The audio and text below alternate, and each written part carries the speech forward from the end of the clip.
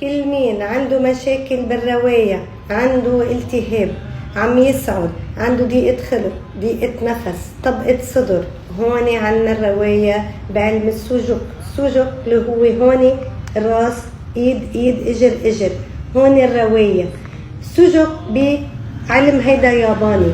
انا لما بشتغل على هاي الاماكن وبدي فتش عن النقاط اللي بتوجعني، اذا لقيتها للنقطة اللي بتوجعني مش معناتها انا بدي شد قوي كتير وضلني وجع حالي، لا، بخفية بطريقة ناعمة ليروح الوجع.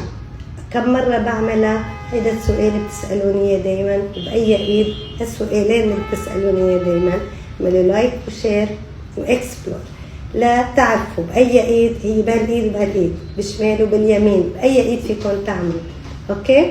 وقديش فينا نعمل على بكره وعشيه، فينا نعمل 3 مرات بالنهار، فينا نعمل 5 مرات، شوي شوي نشتغل بلطافه. واذا بدنا نشتغل بالخريطه الثانيه اللي هي خريطه الطب الصيني، اللي هي بتقول انه بالايدين في عندي 3 مسارات من جوا و3 مسارات من برا، بالاجرين 3 مسارات من جوا و3 مسارات من برا.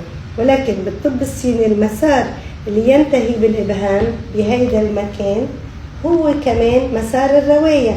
يعني انا كتير حلو اذا حطيت زيت زيتون بلشت افرك وطلع هيدا المسار، اعمل له تنشيط. وفي كمان نقطة كتير كتير كتير مهمة للرواية اللي هي هدول النقطتين. انا فيني هالنقطة وهالنقطة، اوكي؟